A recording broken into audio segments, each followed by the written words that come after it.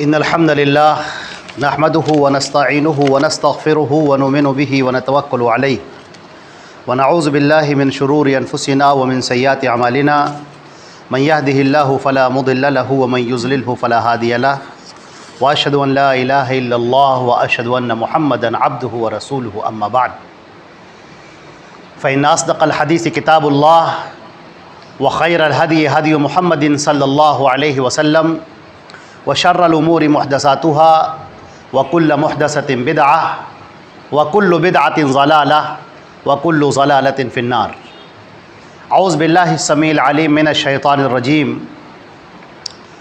بسم الله الرحمن الرحيم فصل لربك وانحر۔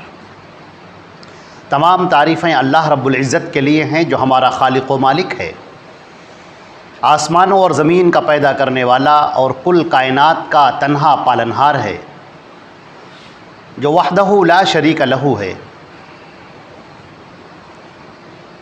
لا یسأل عما یفعل وہم یسألون، کسی کی مجال نہیں کہ اس سے سوال کر سکے اور وہ جس سے چاہے سوال کرے، ہر ایک اس کے محتاج ہیں اور وہ کسی کا محتاج نہیں۔ یا ایھا الناس انتم الفقراء الی اللہ واللہ هو الغنی الحمید، اے تمام کے تمام لوگوں تم سب کے سب اللہ کے محتاج ہو اور اللہ ہر ایک سے بے نیاز ہے، ستودہ صفات ہے۔ اللہ کی حمد و ثنا کے بعد درود اور سلام ہو حضرت محمد مصطفیٰ صلی اللہ علیہ وسلم پر، جو خاتم النبیین ہیں، سید الاولین والآخرین ہیں۔ آپ کی ذات پر اللہ نے شریعت کو مکمل فرما دیا۔ اللہ نے ارشاد فرمایا کہ الیوم اکملت لکم دینکم واتممت علیکم نعمتی ورضیت لکم الاسلام دینا، آج کے دن میں نے تمہارے دین کو مکمل کر دیا، اپنی نعمت تم پر تمام کر دی اور میں دین اسلام سے راضی ہو گیا۔ اللہ کی رحمتیں اور برکتیں ہوں تمام صحابہ کرام پر، صحابیات پر، کل مومنین، موحدین و موحدات پر۔ حضرات گرامی، یہ عید الاضحیٰ کا ماہ مبارک شروع ہو چکا ہے، آج اس کی پہلی تاریخ ہے۔ یہ ایام اللہ کے ہاں بڑے محبوب ہیں، بڑے پسندیدہ ہیں، اور قربانی یہ اپنے آپ میں خود ایک مستقل عبادت ہے۔ اللہ نے سورہ کوثر میں ارشاد فرمایا فصل لربک وانحر، تو اللہ کے لیے نماز پڑھ اور قربانی کر۔ لہٰذا یہ قربانی اللہ رب العزت کی بتائی ہوئی ایک عبادت ہے۔ ایک دوسری جگہ اللہ نے ارشاد فرمایا قل ان صلاتی ونسکی ومحیای ومماتی للہ رب العالمین، اے نبی آپ یہ کہہ دیجئے کہ بے شک میری نماز، میری قربانی، میری یہ زندگی اور میری یہ موت، میرا مرنا، میرا جینا، سب اللہ رب العالمین کے لیے ہے۔ یہ قربانی حضرت ابراہیم علیہ السلام کی سنت بھی قرار دی گئی ہے۔ اللہ نے قرآن پاک میں فرمایا وَفَدَيْنَاهُ بِذِبْحٍ عَظِيمٍ، ہم نے اس کے بدلے میں انہیں ذبح عظیم عطا کیا۔ چنانچہ اس قربانی کے بڑے فوائد ہیں، جن میں سے ایک یہ بھی ہے کہ لوگ گوشت کھائیں اور دوسروں کو کھلائیں۔ پہلے زمانے کی جو شریعتیں تھیں ان میں خود گوشت کھانا منع ہوتا تھا، تقسیم کرنا بھی منع ہوتا تھا۔ چنانچہ اللہ نے فرمایا فَكُلُوا مِنْهَا وَأَطْعِمُوا الْقَانِعَ وَالْمُعْتَرَّ، تم خود بھی کھاؤ اس قربانی کے گوشت میں سے اور غریب اور محتاج کو کھلاؤ۔ كَذَلِكَ سَخَّرْنَاهَا لَكُمْ لَعَلَّكُمْ تَشْكُرُونَ، اور ہم نے ان جانوروں کو تمہارے لیے مسخر کر دیا ہے تاکہ تم شکر گزار بن جاؤ، شکر گزار بندے بنو۔ تو قربانی اللہ رب العزت کی بتائی ہوئی ایک عبادت ہے۔ نبی کریم صلی اللہ علیہ وسلم مدینہ میں 10 سال رہے اور ہر سال آپ قربانی کرتے رہے۔ آج بہت سارے لوگ یہ اپنا فلسفہ ظاہر کرتے ہیں کہ قربانی کی کیا ضرورت ہے، اس کی جگہ پر صدقہ کر دیا جائے، خیرات کر دی جائے۔ عزیزان گرامی، صدقہ اور خیرات ایک الگ عبادت ہے، قربانی کرنا ایک الگ عبادت ہے، حج کرنا الگ عبادت ہے، عمرہ کرنا الگ عبادت ہے۔ یہ عبادتوں کی الگ الگ کیٹیگریز ہیں، اور یہ تمام عبادتیں اللہ رب العزت کو راضی کرنے کے لیے ہیں، بشرطے کہ اخلاص کے ساتھ ہوں۔ ایک سوال یہ پیدا ہوتا ہے کہ قربانی کا یہ حکم ہے کیا؟ قربانی فرض ہے، واجب ہے، سنت ہے، یہ ہے کیا؟ امام ابو حنیفہ رحمۃ اللہ علیہ کے نزدیک قربانی واجب ہے، اور ان کے علاوہ باقی جو ائمہ ثلاثہ ہیں، امام شافعی ہیں، امام مالک ہیں، امام احمد بن حنبل ہیں، اور جمہور علماء کرام جتنے ہیں سب کے سب کا یہی کہنا ہے کہ یہ قربانی سنت ہے، سنت موقدہ ہے، نبی کریم صلی اللہ علیہ وسلم کی سنت ہے۔ حضرت عبداللہ ابن عمر رضی اللہ تعالی عنہما فرماتے تھے، یہ بخاری شریف کی روایت ہے 5545، ہیا سنت و معروف، کہ یہ قربانی یہ سنت ہے اور بہت مشہور اور معروف شے ہے۔ حضرت امام ترمذی رحمۃ اللہ علیہ نے اپنی کتاب ترمذی کے اندر جامع ترمذی میں فرمایا ہے، حدیث نمبر ہے 1506، اس حدیث کو پیش کرنے کے بعد کہتے ہیں کہ اہل علم کا اسی پر عمل ہے کہ قربانی واجب نہیں ہے بلکہ رسول اللہ صلی اللہ علیہ وسلم کی سنتوں میں سے ایک سنت ہے اور اسی پر عمل کرنا مستحب ہے۔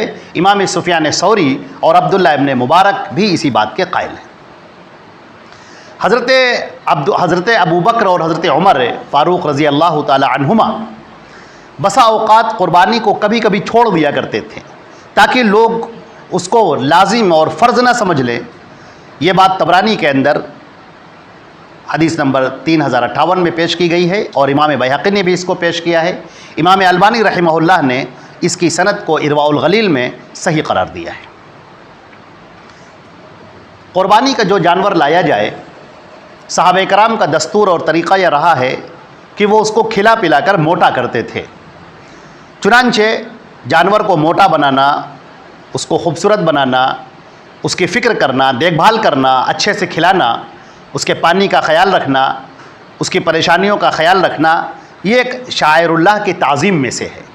اللہ کا شاعر ہے، قربانی اللہ کا شعار ہے، اسلام کا ایک شعار ہے، علامت ہے اس کی۔ اور قرآن پاک میں ہے وَمَن يُعَظِّمْ شَعَائِرَ اللَّهِ فَإِنَّهَا مِن تَقْوَى الْقُلُوبِ، جو اللہ کے شاعر کی تعظیم کرتا ہے تو یہ دلوں کا تقوی ہے۔ جو متقی اور پرہیزگار ہوگا، اللہ سے محبت کرنے والا ہوگا، وہی شاعر اللہ کی تعظیم کرے گا۔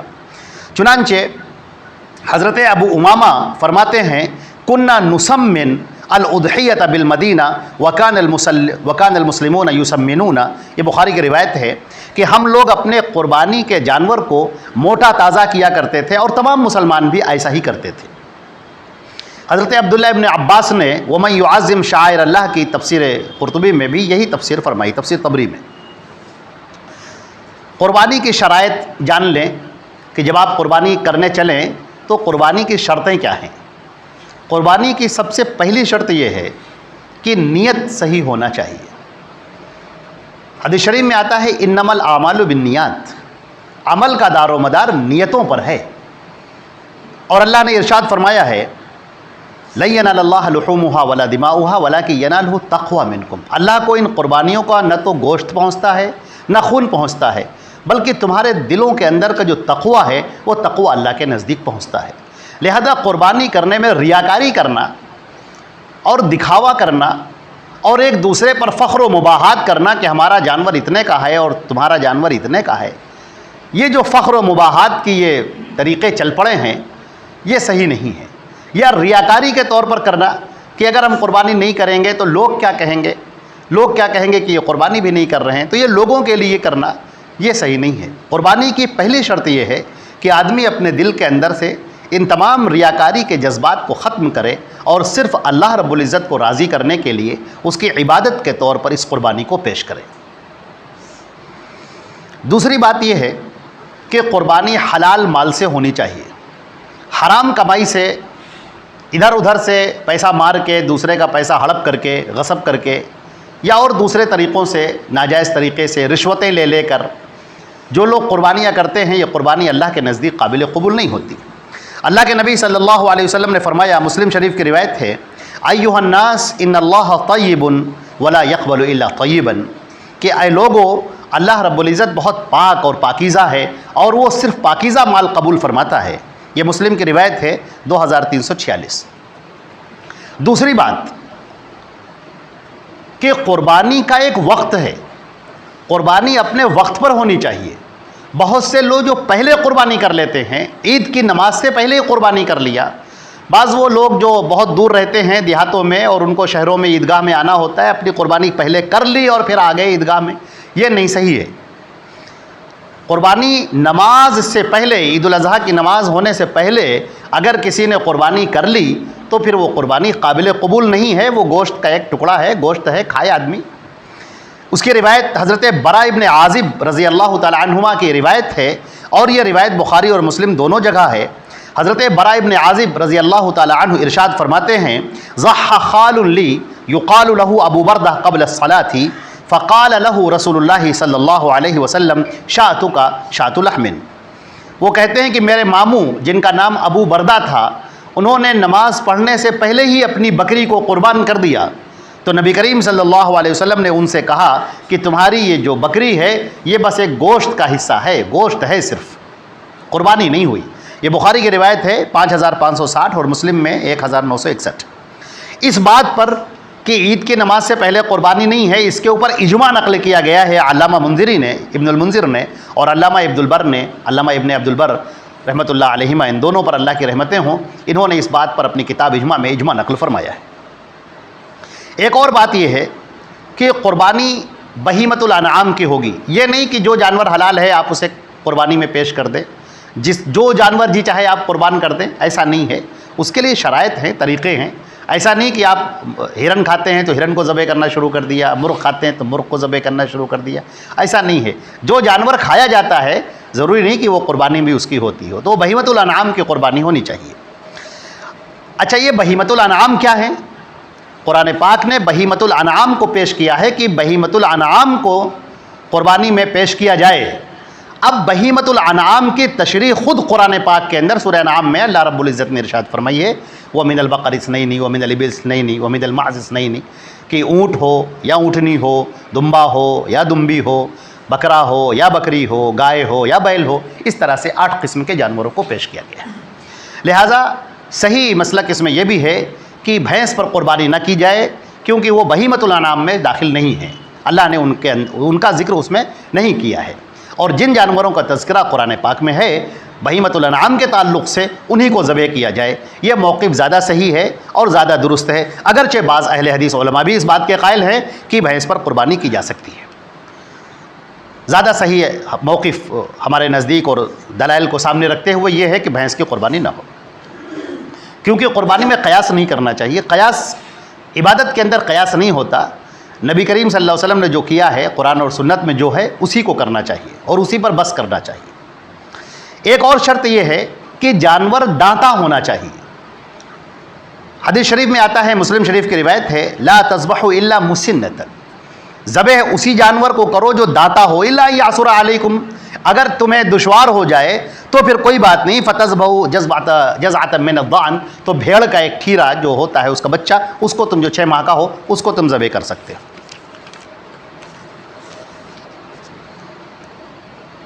بہت سارے لوگ یہ کہتے ہیں کہ ہمیں یہ جانور نہیں ملتا ہے قربانی کے لیے، تو پھر ہم دوسرے ان جانوروں کو قربان کر دیتے ہیں جسے بھینس وغیرہ ہے۔ تو صحیح بات یہ ہے کہ اگر آپ کو جانور کی استطاعت نہیں ہے تو پھر قربانی بھی آپ نہ کریں، اللہ رب العزت سے دعا کرتے رہیں، لیکن جو بھی قربانی کریں وہ صحیح طریقے سے ہو، صحیح نیت کے ساتھ ہو، شرائط کے ساتھ ہو، پابندیوں کے ساتھ ہو۔ شیخ ابن باز سے ایک صاحب نے سوال بھی کیا، انہوں نے کہا کہ یہ بتائیے کہ اگر ہمارے پاس فی الوقت پیسہ نہیں ہے اور پیسہ آنے کا امکان ہے میرے پاس میں، تو اگر ہم ادھار لے کر قربانی کر لیں تو کوئی حرجہ ہے؟ تو انہوں نے کہا اس میں کوئی حرجہ نہیں، اگر تمہیں یہ معلوم ہے کہ پیسے کچھ دنوں کے بعد تم ادا کر دو گے، ابھی فی الحال پیسہ نہیں ہے، بعد میں لے کر ادا کر دو گے، تو ادھار لے کر قربانی کرنے میں بھی کوئی حرجہ نہیں ہے۔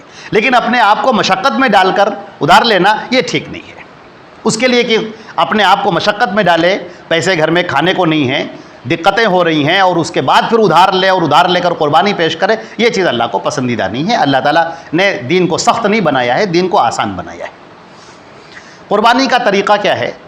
قربانی کا جو طریقہ ہے وہ یہ کہ قبلے کی طرف اس کا رخ ہو جانور کا، اور اس کو ذبح کیا جائے، اور ذبح کرنے سے پہلے یہ دعا پڑھی جائے، وجہت وجہی للذی فطر السماوات والارض حنیفا وما انا من المشرکین ان صلاتی ونسکی ومحیای ومماتی للہ رب العالمین لا شریک لہ وبذلک امرت وانا من المسلمین بسم اللہ واللہ اکبر اللہم ھذا منک ولک۔ یہ ابو داؤد کی روایت ہے 2805۔ افضل یہ ہے کہ آدمی خود ذبح کرے۔ ہاں ایک اور بات بتا دیں، اگر یہ اتنی لمبی دعا آدمی کو یاد نہیں ہے تو صرف بسم اللہ واللہ اکبر کہنا کافی ہے، بسم اللہ واللہ اکبر کہہ کر ذبح کر دے اور یہ کافی ہے اتنا۔ اور اگر آدمی بھول بھی گیا، جلدی میں جانور کو لٹایا اور جلدی سے ذبح کر دیا اور بسم اللہ یاد نہیں رہا، تو کوئی حرجہ نہیں ہے، اللہ تعالیٰ نے بھول چوک کی سمت پر سے اٹھا لیا ہے۔ افضل یہ ہے کہ آدمی خود قربانی پیش کرے، لیکن اگر کسی کو وکیل بنا دے کہ آپ میری طرف سے آپ قربانی کر دیجئے تو اس میں کوئی حرجہ نہیں ہے۔ نبی کریم صلی اللہ علیہ وسلم نے جو 100 اونٹ قربان فرمائے تھے اس میں سے آپ نے اپنے ہاتھوں سے بھی ذبح کیے تھے، اور بعض کو حضرت علی رضی اللہ تعالیٰ عنہ کے سپرد کر دیا تھا کہ آپ اس کو ذبح کر دیں، اور انہوں نے پھر ان کو ذبح کیا تھا۔ عورت بھی قربانی کر سکتی ہے۔ حضرت ابو موسیٰ اشعری رضی اللہ تعالیٰ عنہ اپنی بیٹیوں کو حکم دیتے تھے کہ وہ اپنے ہاتھوں سے قربانی کریں، چنانچہ وہ اپنے ہاتھوں سے قربانیاں کیا کرتی تھیں۔ یہ بات بخاری شریف کے اندر موجود ہے، 5559 نمبر۔ قربانی کے جانور کی بھی کچھ شرطیں ہیں۔ جانور کا بے عیب ہونا ضروری ہے، جانور صاف ستھرا ہو، اچھا ہو، عمدہ ہو، موٹا تازہ ہو، بہترین ہو۔ نبی کریم صلی اللہ علیہ وسلم نے ارشاد فرمایا، اربع لا تجوز فی الاضاحی، 4 قسم کے جانور ایسے ہیں جو قربانی میں پیش نہیں کیے جا سکتے، ان کی قربانی جائز نہیں ہے۔ العوراء البین عورها، ایک وہ کانا جس کا کانا پن بالکل واضح ہو، والمریضہ البین مرضها، اور بیمار جس کی بیماری نقاہت بالکل واضح ہو، والعرجاء البین ضلعها، اور وہ لنگڑا جس کا لنگڑا پن بالکل واضح ہو، اور اسی طرح الکثیرہ بوڑھا کمزور التی لا تنقی، جو کہ ہڈیوں کے اندر جس کا گودا نہ ہو، بالکل پتلا مریل، بالکل ہڈیوں کا ڈھانچہ صرف کھال چڑھی ہوئی، ایسا جانور نہ قربانی کے لیے پیش نہ کرے۔ حضرت علی رضی اللہ تعالیٰ عنہ کی روایت ہے جو ابو داؤد، ترمذی اور نسائی میں ہے کہ نبی کریم صلی اللہ امرنا رسول اللہ صلی اللہ علیہ وسلم ان نستشرف، ہمیں اللہ کے رسول صلی اللہ علیہ وسلم نے حکم دیا کہ ہم یہ العین والاذن کی آنکھوں کو اور کانوں کو دیکھ لیں جانور کی۔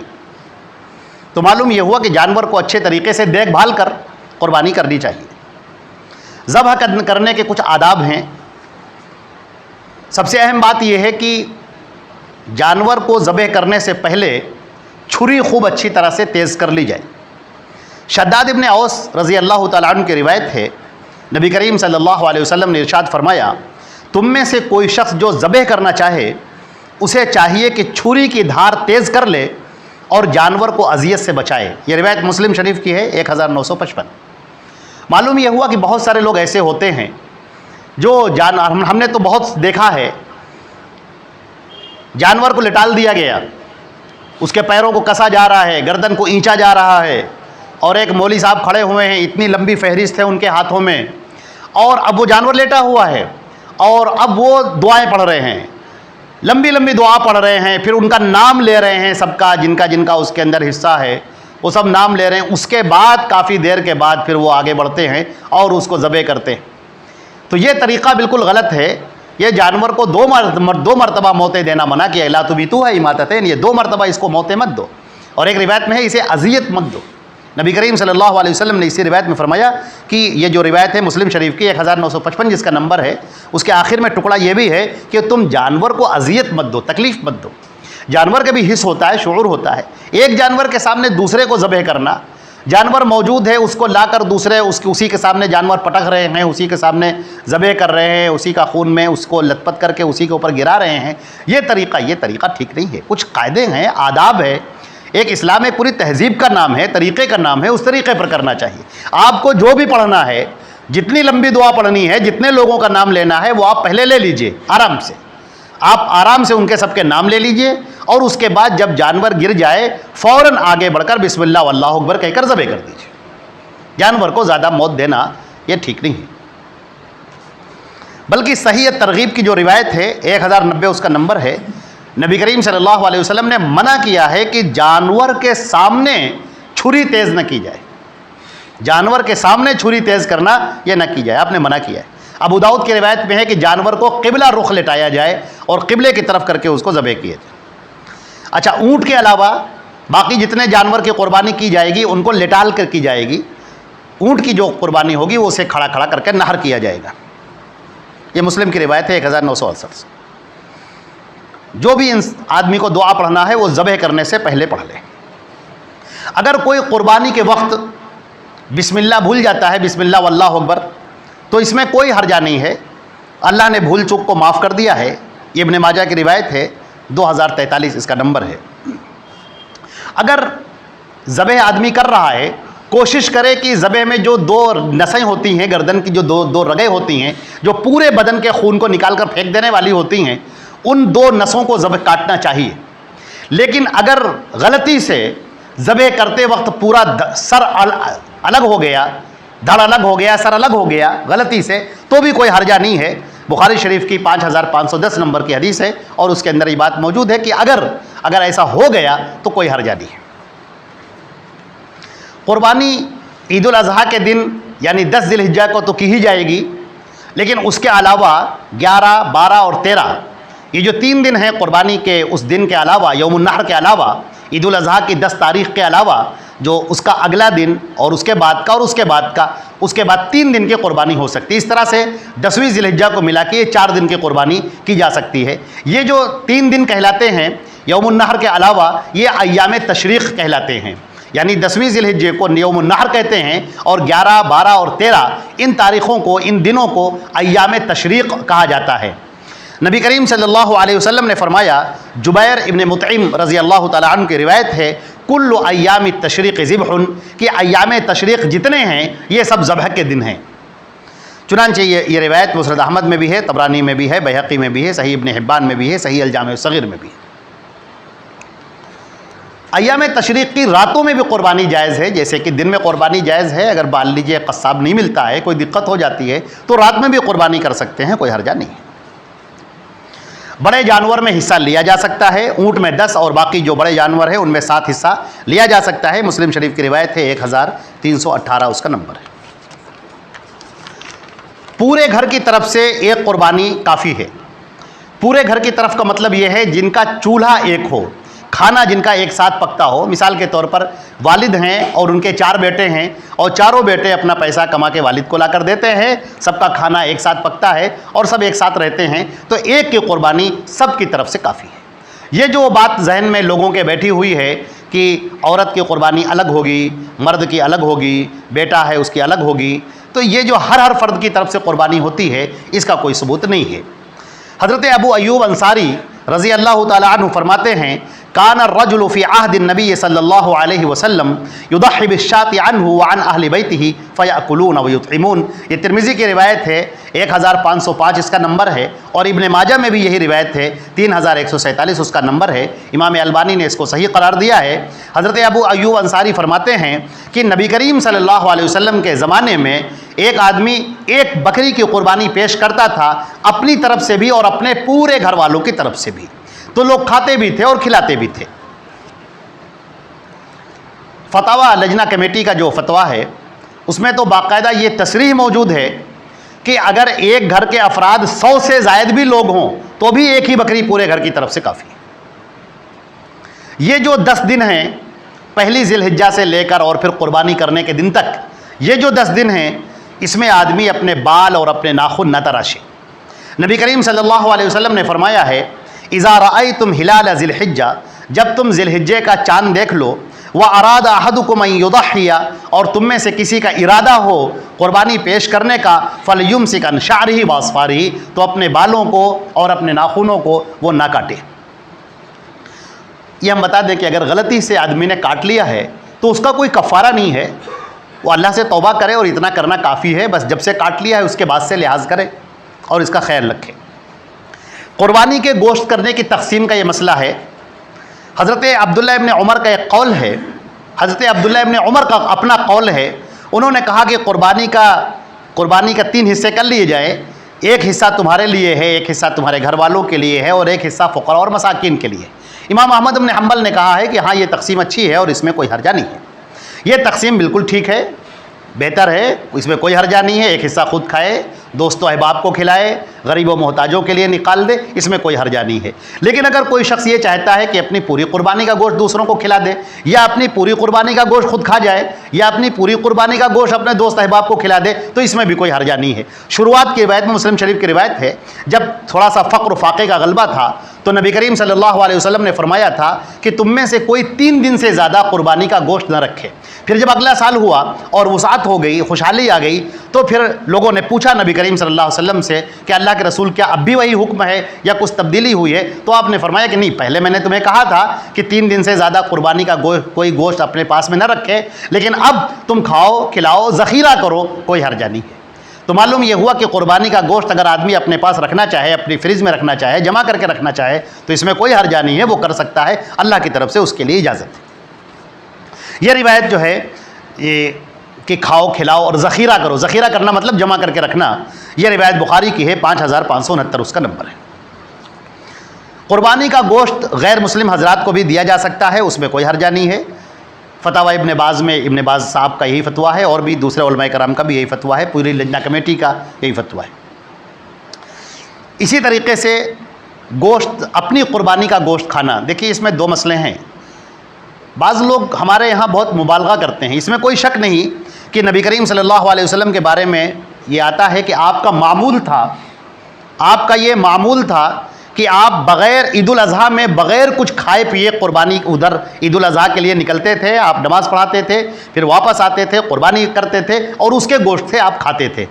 لیکن واضح رہے کہ اگر اس کو کوئی اپنے اوپر اس قدر لازم کر لے کہ معلوم ہوا کہ 2 بجے تک قربانی نہیں ہوئی، 3 بجے تک قربانی نہیں ہوئی، اور آدمی بھوکا پیاسا بیٹھا ہوا ہے، تو یہ کرنا جائز نہیں ہے۔ یہ وہ دن روزے کا دن نہیں ہے، واضح رکھیں، یہ ایک مستحب چیز ہے، بہتر چیز ہے، اگر آدمی کر لیتا ہے تو ٹھیک ہے، ورنہ اس میں کوئی حرجہ نہیں ہے۔ آدمی اپنے قربانی کے گوشت سے بھی کھا سکتا ہے، دوسرے کی گوشت سے بھی کھا سکتا ہے، گوشت کے علاوہ بھی چیز سے کھایا جا سکتا ہے، وہ دن روزے کا دن نہیں ہے، یہ بات خیال رکھیں۔ اگر آسانی سے ہو سکے تو اپنی قربانی کے گوشت سے کھائے، لیکن اگر نہیں ہو رہا ہے، قصاب نہیں مل رہا ہے، قربانی نہیں ہوئی ہے، تو وہ اپنا کھانا کھا لے، ناشتہ پانی کرے، اور اس میں کوئی حرجہ نہیں۔ بہت سارے لوگ نبی کریم صلی اللہ علیہ وسلم کی طرف سے قربانی کرتے ہیں۔ عزیزان گرامی، یہ چیز جو ہے یہ نبی کریم صلی اللہ علیہ وسلم سے اور صحابہ کرام سے ثابت نہیں ہے۔ صحابہ کرام آپ سے بڑی محبت کرتے تھے، مگر انہوں نے ایسا نہیں کیا۔ ایک روایت پیش کی جاتی ہے، حضرت علی رضی اللہ تعالیٰ عنہ کی طرف منسوب کی جاتی ہے، مگر وہ روایت صحیح نہیں ہے۔ اسی طرح میت کی طرف سے بعض لوگ قربانی کرتے ہیں۔ واضح رہے کہ جب کسی کا انتقال ہو جاتا ہے تو اس کا عمل رک جاتا ہے، سوائے صدقے کے۔ اگر کوئی صدقے کے طور پر قربانی کرے اور سارا گوشت اس کا صدقہ کر دے تو صدقے کے تعلق سے پھر یہ جائز ہے، اس میں کوئی حرجہ نہیں، لیکن باقاعدہ میت کی طرف سے قربانی کرنا، اس کی کوئی روایت موجود نہیں۔ اگر کسی کا جانور کھو جاتا ہے مان لیجئے، تو بھی اس میں کوئی حرجہ نہیں ہے، اور وہ چاہے تو دوسرا جانور خرید لے اگر استطاعت ہے، اور اگر نہیں ہے تو نہ خریدے، اس میں بھی کوئی حرجہ نہیں ہے۔ سنن کبریٰ کی روایت ہے یہ۔ قربانی کا جانور خریدنے کے بعد اگر اس میں عیب آ جائے، آپ نے جب جانور خریدا تب تو ٹھیک تھا، لیکن بعد میں اس میں کوئی عیب پیدا ہو گیا تو بھی کوئی حرجہ نہیں ہے، اس کی قربانی جائز ہے۔ عبداللہ ابن زبیر رضی اللہ تعالیٰ عنہ سے یہ مروی ہے۔ قربانی کی کھال کا بیچنا بالکل جائز نہیں ہے، البتہ اپنے آپ میں استعمال میں لائے، کسی کو ہدیے کے طور پر دے دے، تحفے کے طور پر دے دے، کوئی حرجہ نہیں ہے، لیکن قربانی کی کھال کا بیچنا یہ جائز نہیں ہے۔ قربانی کے اندر کچھ ایک بدعت بھی آتی ہیں، وہ بھی مختصر سا سن لیجئے کہ ہوتا یہ ہے کہ لوگ جانور کو نہلاتے ہیں، دھلاتے ہیں، ہال اور پھول پہناتے ہیں، یہ سب بدعات ہیں اور ایسا کرنا بالکل جائز نہیں ہے۔ بعض لوگ جانور کے پاس کھڑے ہو کر روتے ہیں، یہ بھی جائز نہیں ہے۔ پورے گھر والے قربانی کے جانور کے پاس کھڑے ہوتے ہیں جب اس کو ذبح کرنے کے لیے لے جایا جا رہا ہو، یہ بھی سب بدعات میں داخل ہے۔ بعض لوگ سارے لوگ مل کر دعائیں کرتے ہیں، یہ بھی جائز نہیں، ہاتھ اٹھا کر عورتیں مرد بچے سب اٹھا کر دعائیں کرتے ہیں، یہ بھی جائز نہیں ہے۔ اسی طریقے سے بعض لوگ قربانی کے جانور کو چھوتے ہیں، یہاں تک کہ جو چھوٹا ننھا سا بچہ گود میں ہوتا ہے اس کے بھی ہاتھ کو قربانی کے جانور سے مس کرتے ہیں، ٹچ کرتے ہیں اس کی برکت کو لینے کے لیے، یہ سب جائز نہیں ہے، یہ سب بدعات ہیں، ان سب سے بالکل بچنا چاہیے۔